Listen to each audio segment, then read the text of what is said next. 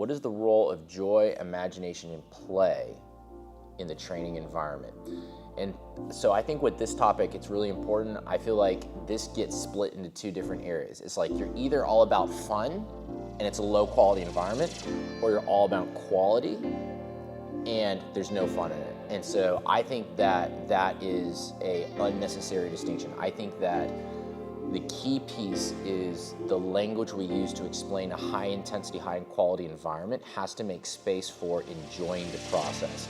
And that doesn't mean it's quote unquote just fun, but it's a process that I voluntarily want to enjoy as a player. I want to participate in as a player. I can have a bad day and it doesn't break me or make me not want to come back.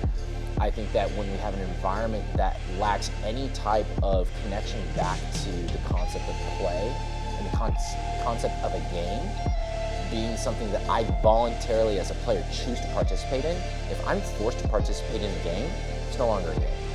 So the carrots and incentives of the game environment have to be enough for me as a child that I voluntarily want to engage in this environment and in this learning process and build new skills and build skill in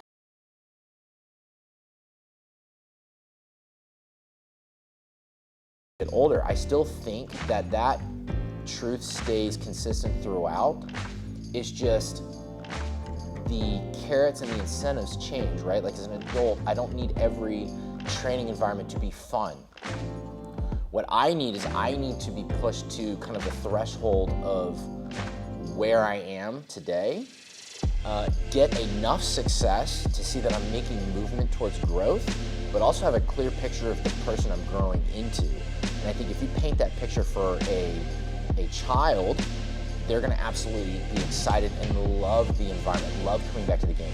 If you paint that for an elite player still in the youth game at the ECNL or academy level, I think that that gives them a framework of being able to judge their performance and judge their growth in the game and keep them wanting to come back. And then the same thing at the collegiate level. I think one of the saddest conversations to have with a collegiate level player is recognizing they no longer understand why am I even playing this game anymore, because it's not a game. And I think being able to discuss the growth component, the challenge component, the ability to build these skills that transfer out of the game help reshape and reframe why I'm still playing the game. And I think that does all come back to how am I finding joy in the game and how do I keep my playfulness, right? I don't think, again, play and playfulness is the same as being happy. I think playfulness allows a certain level of creativity, imagination, self-expression to take place within the game. And I think a lot of training environments, especially with kids, tries to purge that out at a young age. There's no room for imagination. There's no room for self-expression. It's fit into this cookie cutter mold. Or it's the assumption that, oh, we just can't do that because we're after a high level of performance.